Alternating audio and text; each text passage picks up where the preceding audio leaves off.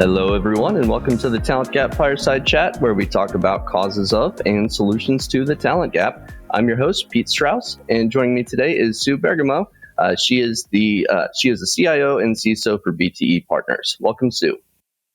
Good morning, Pete. Thank you for having me today. Thanks for being here. Could you give our audience a little background on yourself and your career thus far?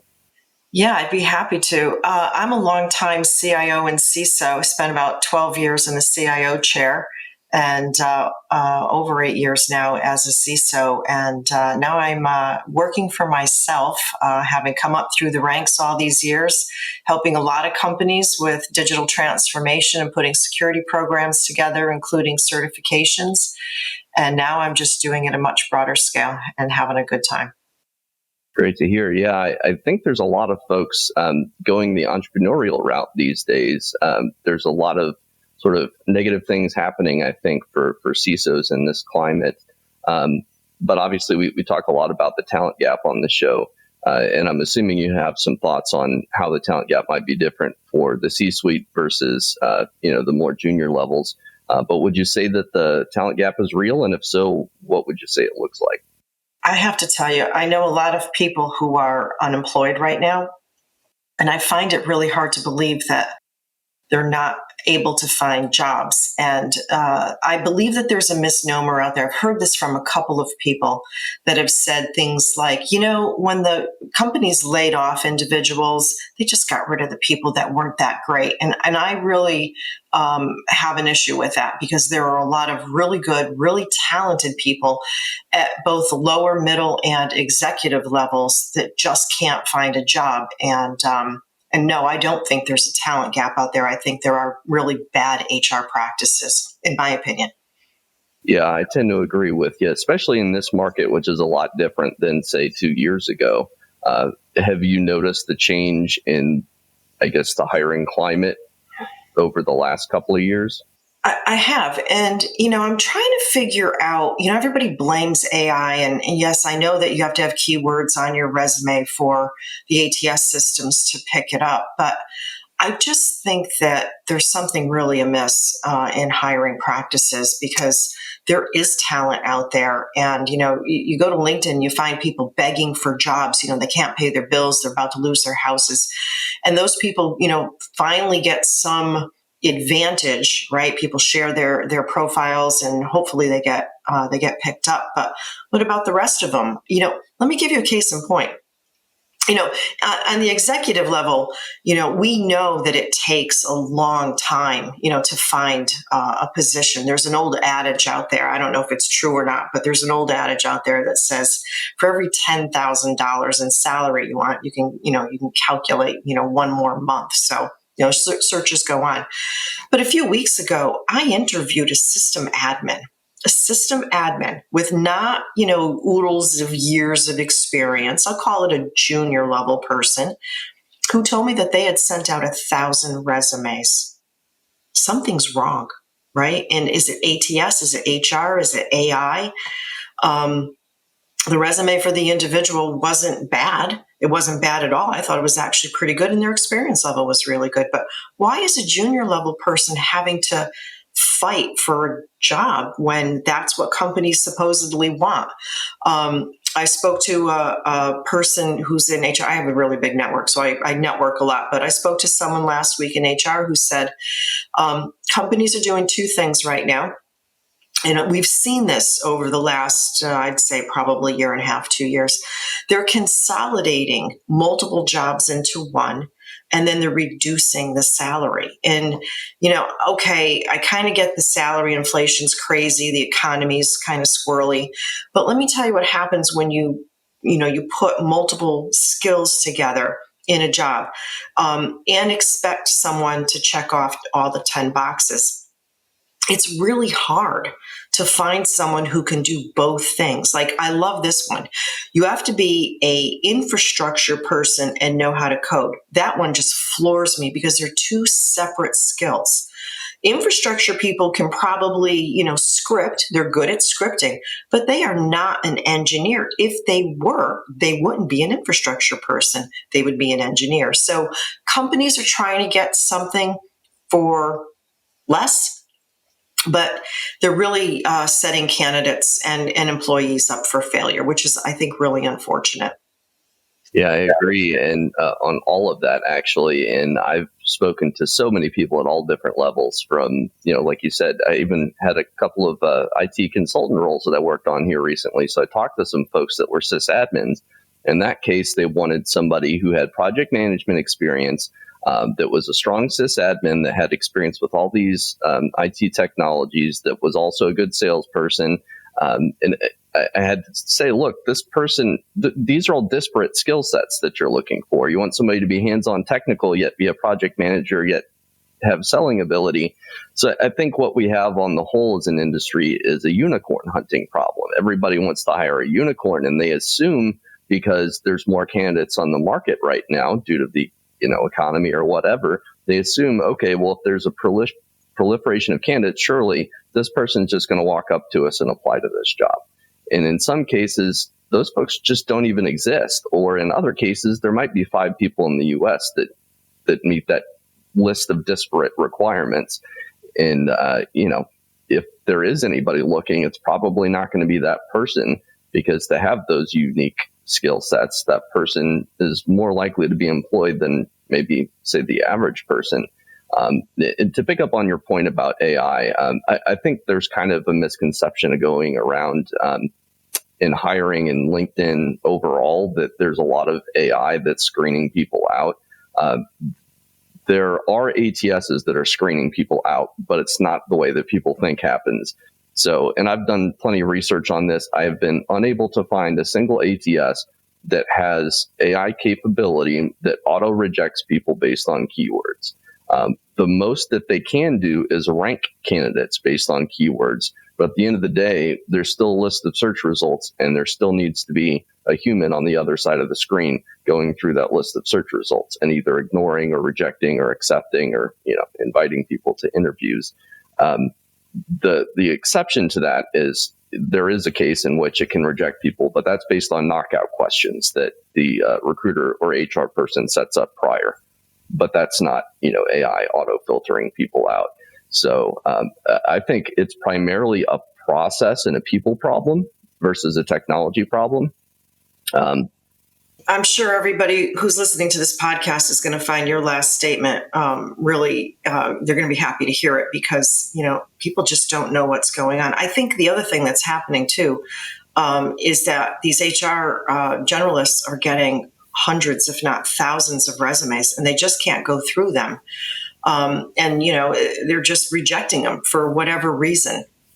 Going back to your statement before about the unicorn, I think companies need to understand that the few that are real unicorns are not going to accept the low salary that's happening out there now.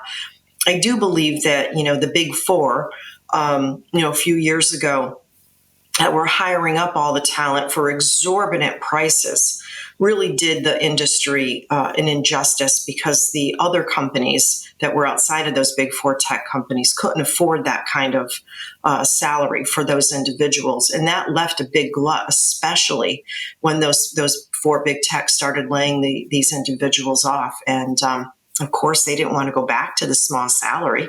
So the whole thing just, I don't know, it was like a sucker punch to everybody. And I don't think we've recovered from it at all. Yeah, I think it was kind of a house of cards, really.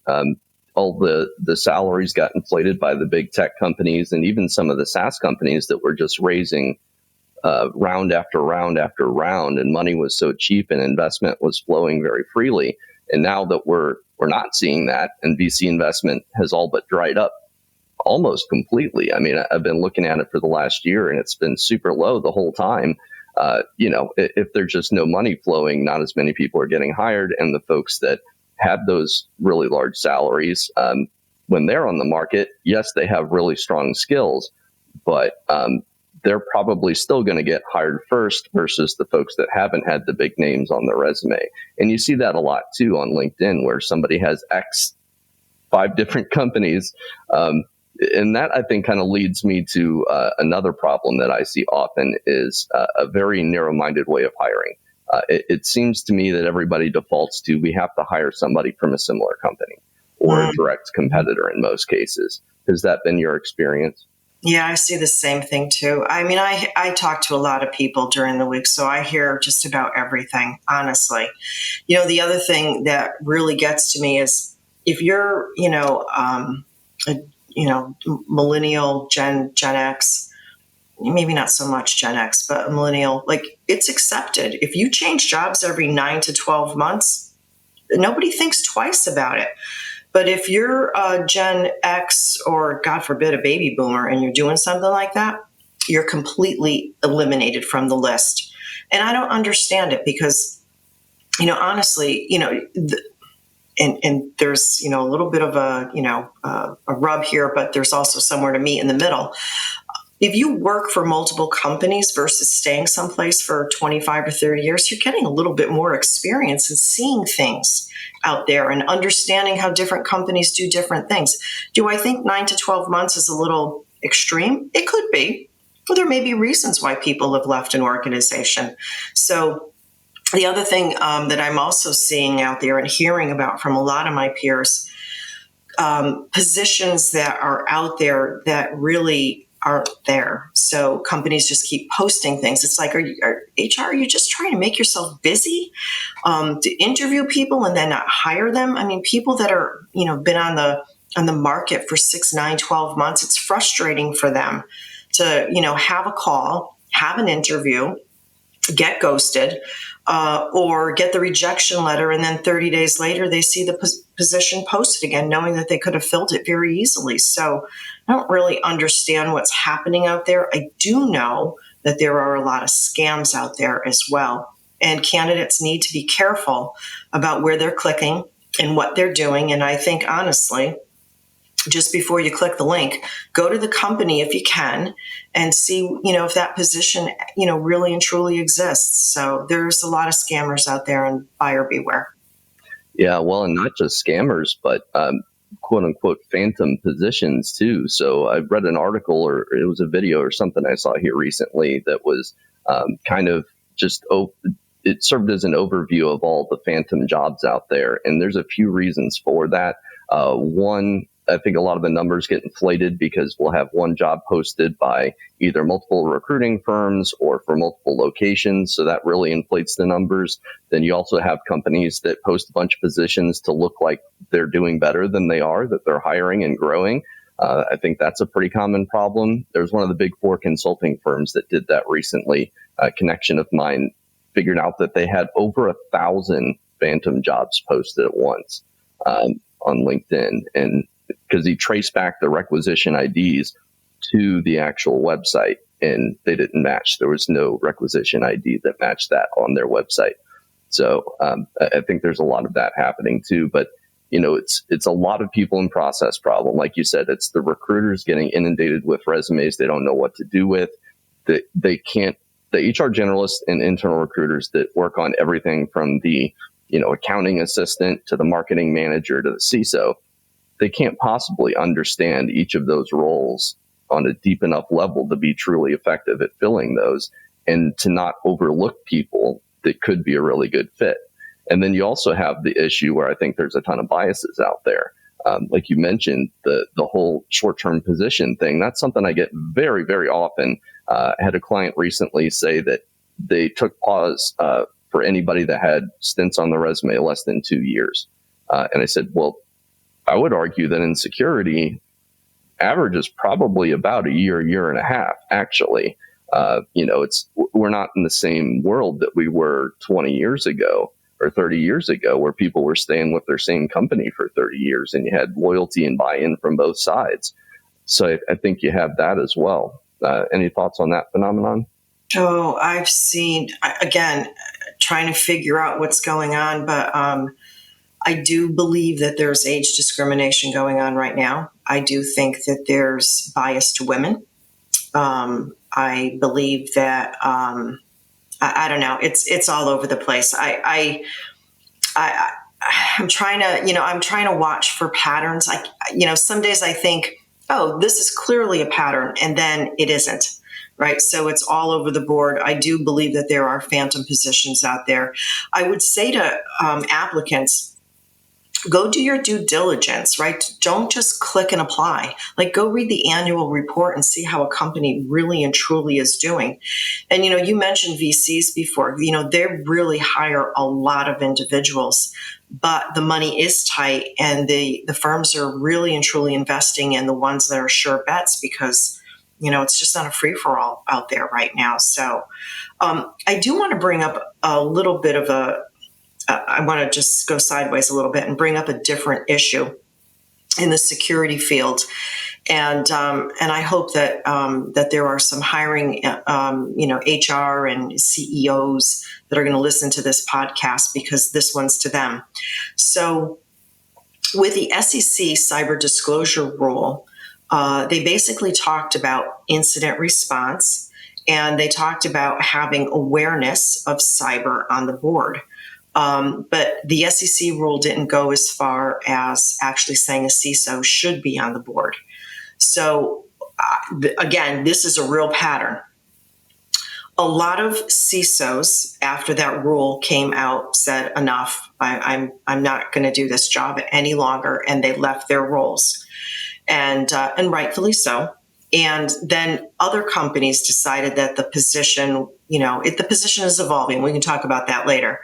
And they let their CISOs go, and then they brought in SecOps managers, and they gave them the head of security, not necessarily the CISO. In some cases they did, but a lot of times they promoted them to head of security. And those individual SecOps managers were thrilled to get that role, right? Because they've been in their own little box for, their careers. But the problem is, SecOps is a whole different skill set than the CISO or the head of security. And a lot of these individuals don't understand that they're now personally liable for security at their companies and disclosure. And they don't really understand how to create a security program, because their job is about following the alert. And the alert could be a false or it could be a positive. And it's a scary time in security if this trend continues to happen, because these individuals are being set up, and they're going to be the fall guy, because it's not a question of when you got breached, or it's not a question of if you got breached, it's a question of when you got breached. And these individuals, a lot of them don't know how to put together a security program. And I think that the hiring managers are really doing themselves and their companies a disservice. And this is not a disparaging remark against SecOps managers, because they are brilliant at what they do. But what they do is not put together security programs. They go find and defend against bad guys. And I just want to call that out, because it is a trend, it is a pattern, and it continues.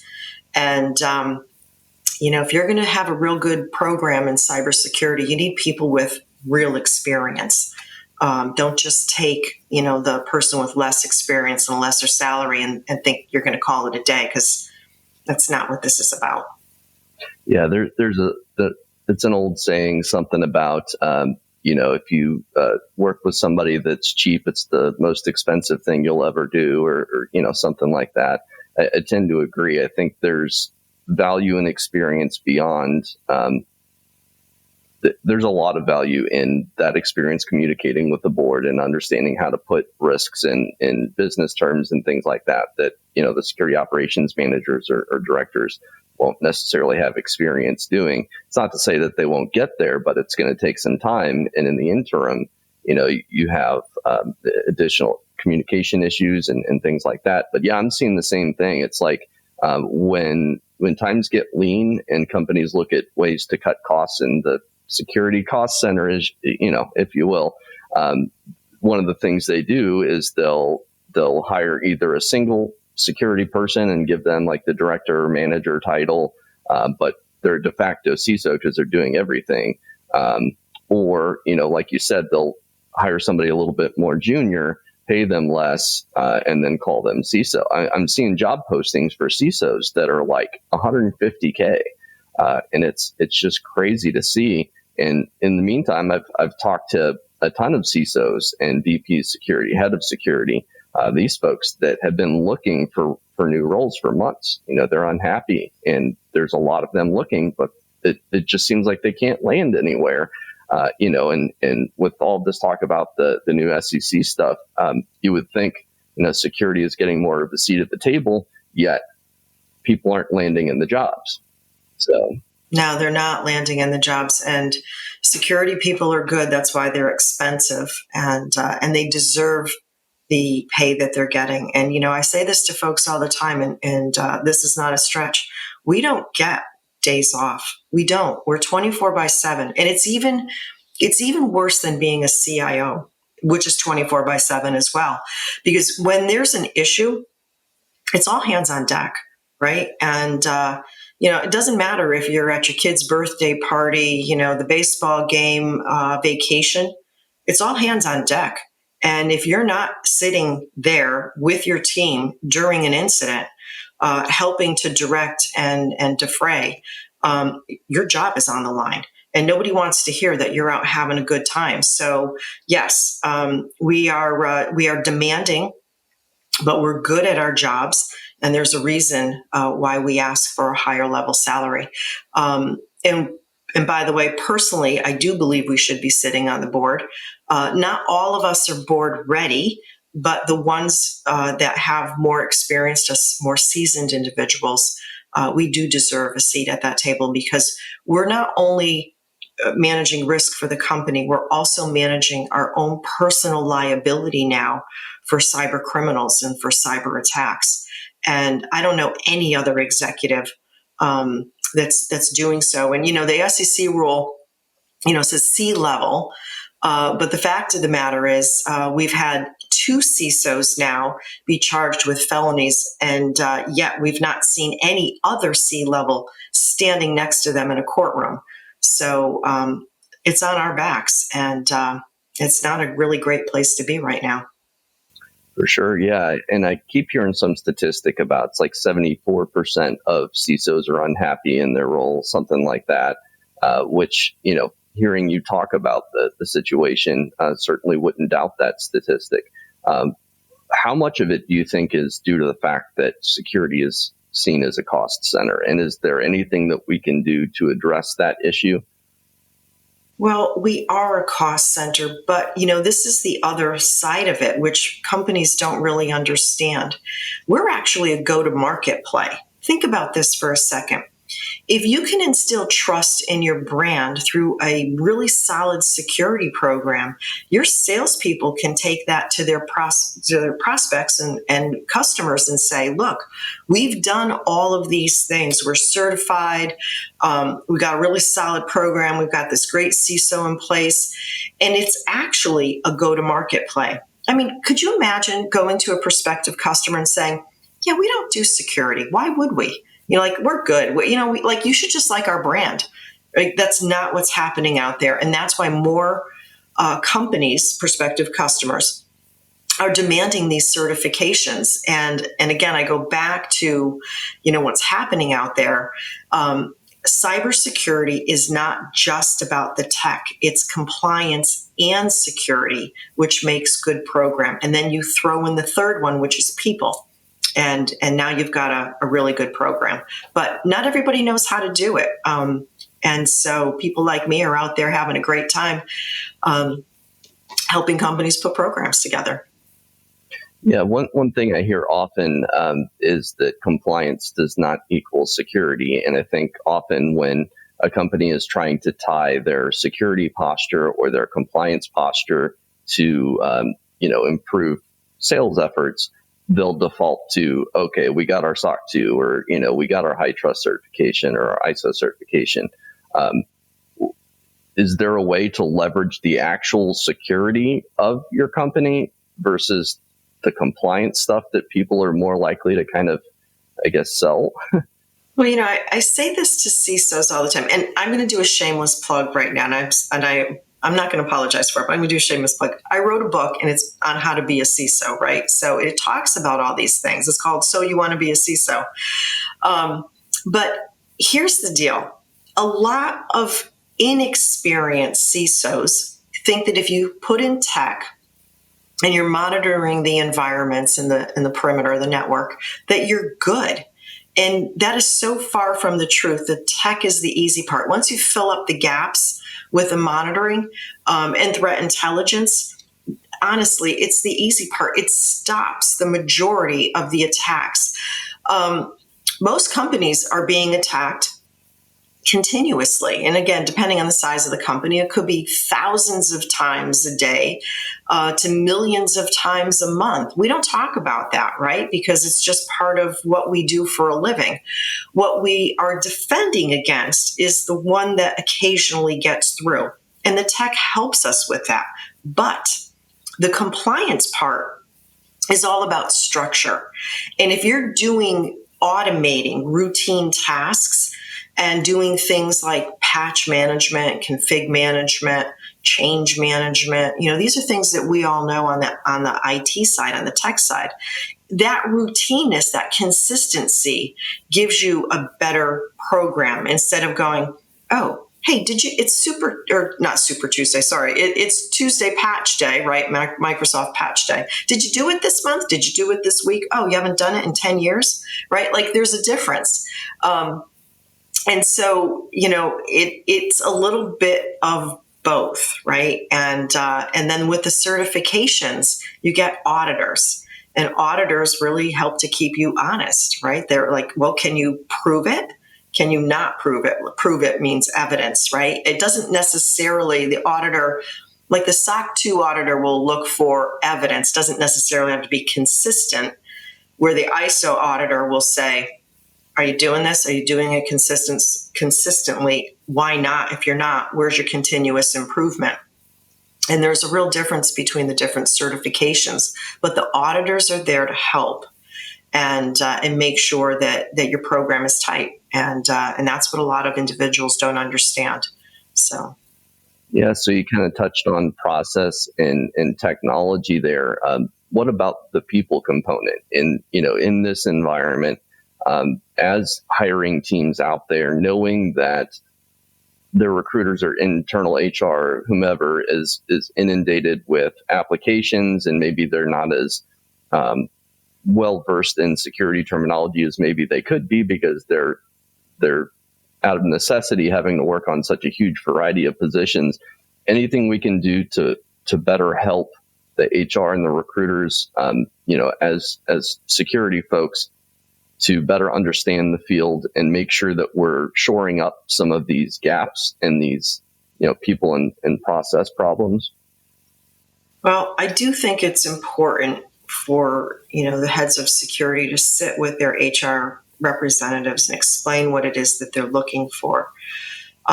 There's no way that those individuals could possibly understand everything that we're looking for in a resume, but we can at least help them to understand.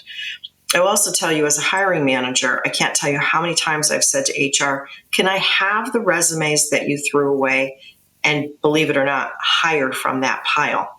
Because, they're looking for certain things and they may not have a good understanding of the experience levels or just an overall understanding. And so I do think it's important for us to be involved and help them to identify the right individual to hire for the job. Absolutely. And you kind of touched on the idea of biases earlier. I think it's a problem that goes untalked about largely when it comes to hiring in the field, because we default to talking about ATSs and how, nobody can find jobs despite there being 50,000 plus jobs on LinkedIn and stuff like that. In my experience, having worked with a variety of hiring managers and companies over the years, bias is absolutely a real thing. The issue is that it's so difficult to pin down.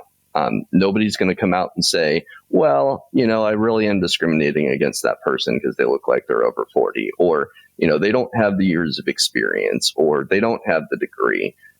Is there anything that we can do to combat some of these biases that, in my experience, seem to be relatively prevalent? Well, I tell you, we're a tight-knit group. And I'll just talk about the CIOs and the CISOs. That's the world that I live in. We're a tight-knit group. And when we see bias on a recruiter, we talk about it, right? And we share. So again, reputation is key. I think that when people are, involved in an interview, of course you're going to put your best foot forward, but I also think it's good to ask questions. What are you looking for? Why did you call me? What is it in my resume or my skill set that excites you or makes you think that I'm aligned with this role? And I think that the more savvy person who's interviewing for these positions, and I hear this all the time from my peers, they're just walking away. They're saying that this company's not serious. They're not serious about me. They're not serious about security. It's just a game. They're just interviewing. They're not looking for somebody with my background. So I think it's up to us to filter through, some of the rhetoric. And if you see red flags, get out before you even get started. And that's what I do believe is also happening out there. Yeah, that's interesting. Assessing red flags from the candidate, from the interviewee standpoint, that's not something we often talk about, because there's, I think, often a sense from the hiring side, people are lucky to be interviewing with us. We're great. We kind of deserve the best talent in the industry. There's almost a sense of entitlement that I'll get from some companies, especially if they have larger brand names, where it's just kind of understood that, they know who we are. So, they should be happy to work here. And obviously it depends on the hiring manager. There's plenty out there that, really relish the idea of kind of selling to a candidate and helping them understand why they're a great company and a great team and stuff like that. But on the topic of red flags, what would you say, maybe on the hiring side or on the interviewee side, what would be some good red flags to look out for? Well, I personally think the first red flag is we're combining 3 roles into one, and we expect you to check every single box. And by the way, we're not going to offer you really any salary for this. Or understanding that the incumbent was only there for a short time, and then asking questions as to why. Or understanding the reporting structure. Right. And so, these are all things, or even asking, again, on the security side, what does your program look like? What's the investment? Are there, have you let people go in the security team? Those are all red flags. If the security team's being let go in this kind of environment, this economic environment, that should tell you something. Yeah. And I think often what the problem is there's a sense that, we need to cut costs right now, need to make our books look better for, this quarter. But I think there's few companies often, when they're considering, budget and headcount for their security teams, looking at the medium to long term, year plus out. What's it going to look like if we do need to hire again and we just laid off all these people? How much is it going to cost us? How long is it going to take, especially if we're looking for a unicorn? So that seems to be a common issue I see just on timeline and looking ahead and forecasting. Have you encountered any issues with that, looking at short term versus long term? I personally haven't. When I'm sitting in the CISO role and have a full-fledged team, I work very hard to keep those individuals and not lose them. And I have a pretty good track record, but I treat people well, and I'm there slinging it through with them. I'm not just a figurehead. When there's a problem, I've got my sleeves rolled up, and I'm one of the team. Absolutely, on a day-to-day basis, I'm one of the team. But I also have to lead and direct. And I do think that, every gap in a security role is really a gap in security. So think about it that way, right? If you don't have somebody monitoring, one of your systems because you've let them go, or they left your company and you're relying on someone else, that's a gap. And that's a threat area that you may not be paying attention to. I tell this story all the time. Many, many years ago, I walked into a company, and it was a small company, and I asked about all of the alerts, right? And the team said, "Oh my God, we got thousands of alerts a day." I said, "Thousands? What are you doing with them?" The team was small. I said, "There's so many we can't even look at them." Really? Seriously? So we went through all the alerts and we started minimizing and decreasing the number because I mean, it's not possible. And back then when this happened, the tech wasn't as good as it is now, right? Now you can do thousands of alerts a day and the tech will sort of, filter it out for you. But back then it was, individuals looking at stuff. And what we found was that the company had a small compromise that was missed, right? So, honestly, every opening is a gap in security and people should be taking that seriously. I mean, it's not light because, again, every company is getting breached. And it doesn't matter who you are, what you think you're doing, right or wrong. You have been breached. It's just a matter of understanding the magnitude of it. And then if you're public or financial investment or brokerage firm, the SEC will come looking for you. Yeah, it's interesting you mentioned gaps. It makes me think that there's probably at least a few different ways to mitigate those gaps in knowledge or security. I think often when you see those unicorn job descriptions that have multiple roles combined into one, it's because they feel that maybe they have limited budget and only have the headcount for one person. So they have to hire somebody that has multiple skill sets. And obviously that's an issue. Another way to ameliorate that might be do some cross training of the people that are already on your team to take over some of those skill sets or responsibilities. And we've kind of talked about this on previous episodes, what that can do for your retention and the interest level of your employees. A lot of folks that are, intellectually very curious and they like to be challenged, they're always looking for opportunities to kind of expand their skill set. Any other things you can think of that you've used over the years to retain people and keep them engaged?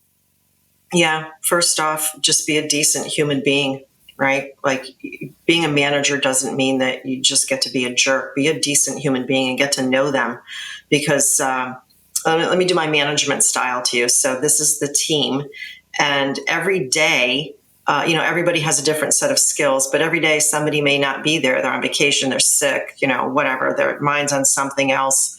And so you have to cross train because it's our job to keep the lights on, right? We have to cross train. No single shingles on the team because if they go out on vacation or they're sick for a week with COVID or whatever, who takes over for them? And that's a gap. And then we partner with each other through trust. You don't have to be best friends, but you do have to be a decent human being to each other. And then you partner with your business community. And so together you make this work. So those are the principles that I use. I always use cross training, but honestly, it's trust and it's treating people, decently. And then again, not just being a figurehead and saying, do this, do that, right? Like be a part of the team, be involved, understand what people are doing and get involved and give them real guidance when they need it. Otherwise, leave them alone. Like we're adults. People don't want to be micromanaged. They want to be given the leeway to get their jobs done and do things that they find. But if you've got something big that you're trying to deliver, help them to succeed, right? And if you see that they're going off track, help them because people don't show up to work to fail. They show up to work to succeed, get bonuses, get raises, and get promoted. Absolutely. And you mentioned trust. Obviously, that's extremely important. They have to trust that you have their best interests in mind, and you have to trust them to work towards a common goal. How do you ensure a cohesive team culture without succumbing to biases, perhaps, and like the type of people that you hire, either, like me bias or something like that? Like, how do you evaluate culture fit in somebody that's going to be on your team?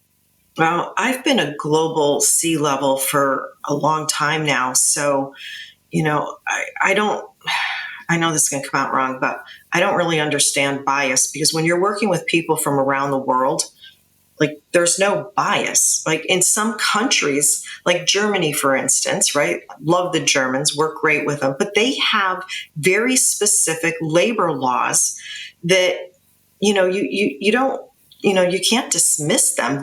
It's legal. It's called a local regulation. So you have to abide by it.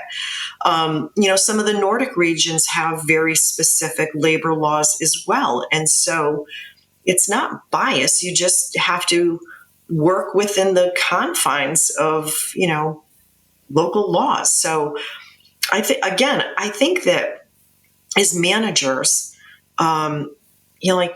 if you're not treating people the same, like there's no favorites, like be a decent human being, treat people with respect and kindness, and lead.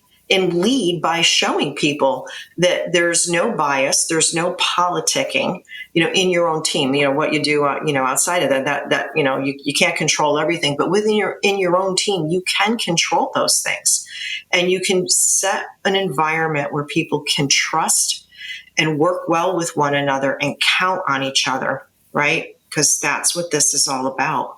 And it works for me. I don't have issues with people leaving my team. If anything, I got a whole bunch of individuals who come with me all the time. And I like that. I think it's great. We've not only developed a great relationship, but we trust each other explicitly. And then when we go to a new place, we bring other people into the fold and we gain that trust. That's how it's done.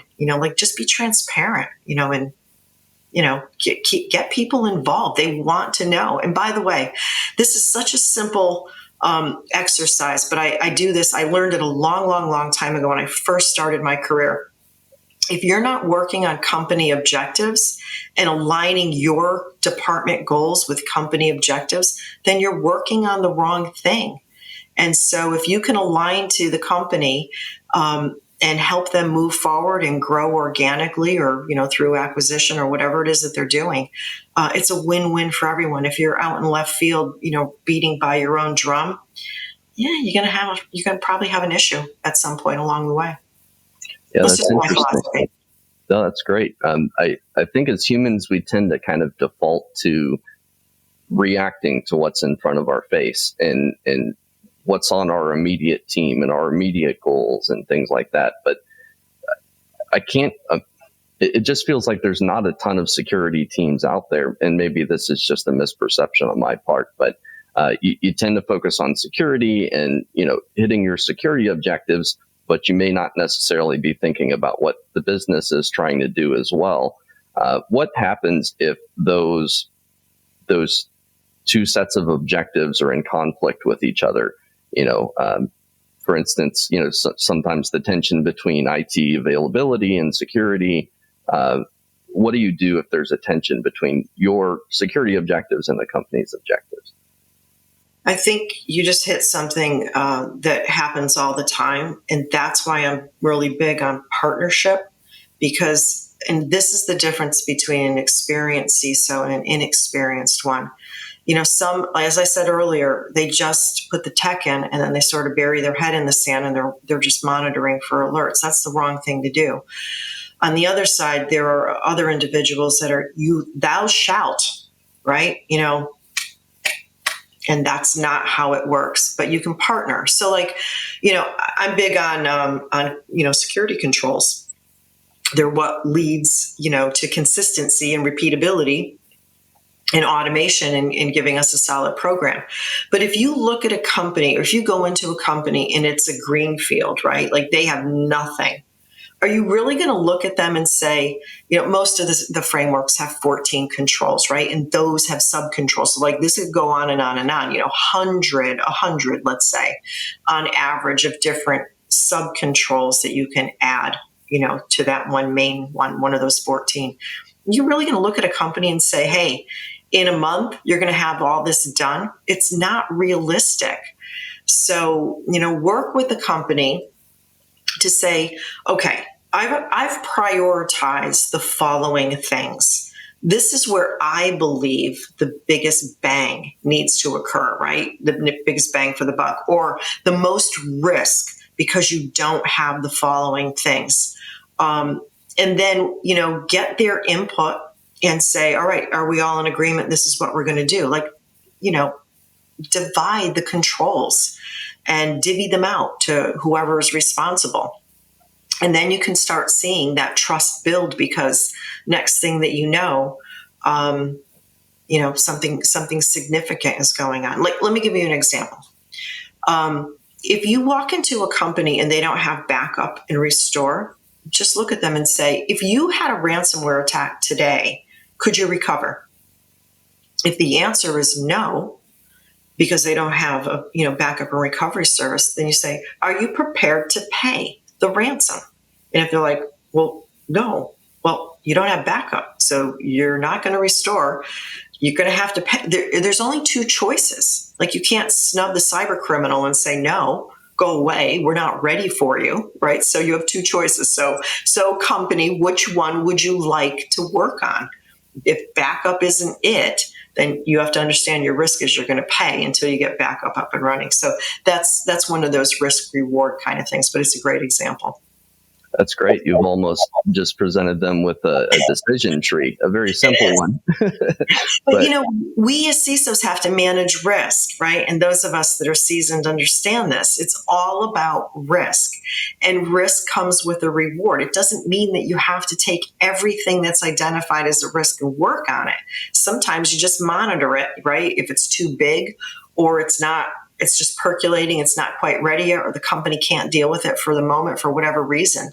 You just have to make sure that you're monitoring it and then managing it and then hopefully closing these risks. Tech is the easy part. The process leads to automation, and risk management is a continual effort that needs to happen both at the executive level and at the operational level, and people need to manage risk effectively. That's what we do. That's great. Yeah, obviously, risk is the name of the game. What about people risk when it comes to hiring for your team, and risks that people might pose to either your own internal security or the strength of your team? How do you mitigate the human element of risk on your team? Well, first off, you need to train, right? You need to train individuals to identify issues, threats, risks, whatever they are, and then you have to keep training them. So some companies do it annually. That meets your guidelines for compliance, but don't stop at the annual training. And I know that it's a pain in the neck and nobody likes it. And so, for every CISO out there, please don't put your staff through, or your employee base through, hours and hours and hours of training, right? And expect them to do it, during the month of December, a busy month. There's so many nice programs out there that'll give you 5-minute videos. So assign a 5-minute video, every month, and make it fun. One of the things that I like to do, and I know I get a lot of grief from my CISO friends, I do surprise attacks, and I don't tell anybody except for the CEO, and I'll say, okay, during the hour of, 9 and 10 on a Monday morning, I'm doing a simulated breach, and it's going to be multi-pronged, and it's going to be worldwide. Right. And then I wait, and then I make myself not available. So when somebody's knocking on the door, I'm like, go away, I'm on the phone, right? Go away. Right. And they're like, bang, bang, bang, bang, and I want to see who rises to the occasion. And the last time that I did it, it was actually kind of a funny story. Somebody on the operations side got it even before my team did, and shut it down within like 30 seconds, right? And they were all proud of themselves. And I called them up and I said, don't tell a soul, I'm doing a simulated breach. Could you open the port back up? And they were like, really? And I'm like, yeah, I want to see who else is going to rise to the occasion. So I'm like, just watch it, So we had kind of a chuckle, but, my IT director, who was also my SecOps manager at the time, like, he came into my office and the poor man was like, I thought he was going to pass out. He was like, white as a ghost. He's like, we're being attacked from everywhere. And I'm like, all right, sit down before you, you pass out. It's just a breach. He goes, you didn't tell me? I'm like, no. I want to see if we're ready, because the best time to prepare for a breach is not during the breach. It's make sure you're prepared ahead of time. So run your tabletop exercises. Let your people decide what the breach scenario will be. Let them make the decisions, because when it's the day of and it happens, you don't have all the answers. You need all those people and all those hands and all those eyes. Let them do what they do best. And so, yeah, train people. and keep training them and don't let them off the hook. And the same goes for HR and finance, right? And of course, the executive team. Those are the individual, and customer service. Customer service is the next one. Those are the individuals that are so widely taken advantage of by a cyber criminal because it's just so easy to do. So train them and make sure that they can identify threats as they're happening. That's so many great points and a great story too. It's interesting how you found that person that reacted extremely well in that scenario. But I would imagine, as you saw, the IT person, not necessarily the best reaction. How do you identify somebody who's going to be cool in that scenario and be able to address the problem without freaking out if they haven't been through a breach before? Well, it's not about cool, right? Like the scenario was dire, right? Think about it. You're sitting, you walk in on a Monday morning, right? You're, head still in the weekend. You maybe haven't been caffeinated yet. And you don't even have your computer on and you're getting hit with a multifaceted, multi-country breach. Like there's no time to pull it together. You get it together and you get it together fast, right? So it was that initial, right? So just so happened the operations person was sitting in a different country and was already caffeinated like for hours, right? So I expected that to occur. I think the thing is that, CISOs have to instill trust. So if you are just putting the hammer down and you're not open to feedback and you're not open to communication, people aren't going to come to you. Like that person who found that attack, it wasn't their job to do it, but they noticed something that was grave in a terrible situation, and they made the call right then and there. Why? Trust, right? And so if we're managing risk for an organization, you want people to come to us with whatever scenario is out there, including, I'm so sorry, I clicked the link and we got ransomware. I didn't know I did it, right? And it happens.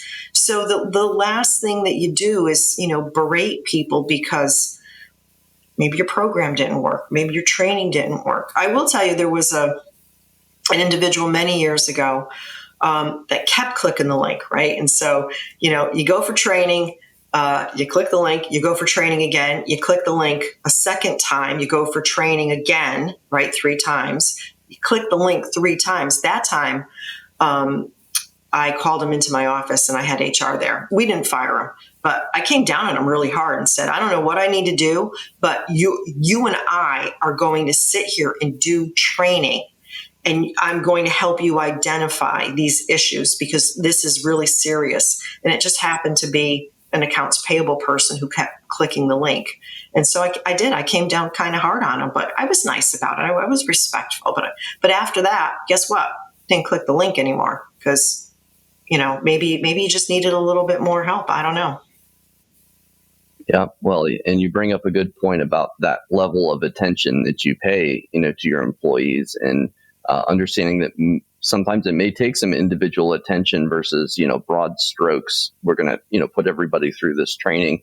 And it's interesting too, the cadence at which you had training. It sounds like you would advocate for more of a drip feed of training so that you're not overwhelming somebody with giant blocks of training all at once. Yeah, it's too much. People don't like it, right? Until they take the training and then a threat occurs on their workstation and they go, oh, I just learned that, right? And then they identify the risk. Because what is it, right? It's always phishing, right? Business email compromises. Click the link. It's urgent. It's from the CEO. And now we've got deep fakes, so it's even harder. But you get busy. We're all guilty of it. You're not paying attention. The phone's ringing. You're on a video call. You've got 1,200 emails, and something's going on. And the next thing that you're just not paying attention. And you go, what is that? Click, right? And it's like, oh my God, I did it. So, it happens. But that's why we do have tech, right? We have tech on the workstations, we have tech on the servers, we have tech on the cloud, and we try to stop that tech, or stop that attack through the tech, right? And then through training to identify, just don't click the link. So when in doubt, don't click the link. Send it into the security team, and I've done it myself. I've said, guys, and ladies, I'm looking at this. I've looked at the header. I've done all my due diligence, and everything looks great, but my intuition is just saying, don't do it. Can you verify? And I'm okay with that, right? Because if I've missed something, it's really embarrassing if the CISO clicks the link and gets ransomware. That's great. We're coming up on time here, Sue. So just one last question for you. Is there anything that we're not talking about in the industry, but we should be, especially as it relates to hiring? I really just want to say to anyone who's in a hiring position, give everyone a fair shot, no matter who they are, no matter what their background is, their age, their ethnicity, their experience. Give everybody a shot right now. There's so many unemployed people on the market, and you may find that somebody that you really didn't think had the skill will come through for you because they're so grateful and they're willing to learn. Maybe they're just going to be a really terrific employee, but don't just walk away from them because something didn't. Resumes are only words on paper. Go meet somebody and figure out who they are. Yeah, and if I had $1 for every amazing candidate over the years that had a terrible resume, I'd probably be pretty rich. So that's a great point, Sue. Appreciate your time. People want to keep up with the work that you do. What's the best way to do so? You can find me on LinkedIn, Sue Bergamo, and or you can go to my website, www.btepartners.com. Awesome. Well, thanks for your time, Sue, and thanks, everybody. Thank you. Hello, everyone, and thanks for tuning in to this episode of the Talent Gap Fireside Chat. Don't forget to follow our page on LinkedIn and like and subscribe on Spotify and YouTube. Hit that notification bell to be notified when we drop a new episode. New episodes air every Friday at 4 p.m. Eastern.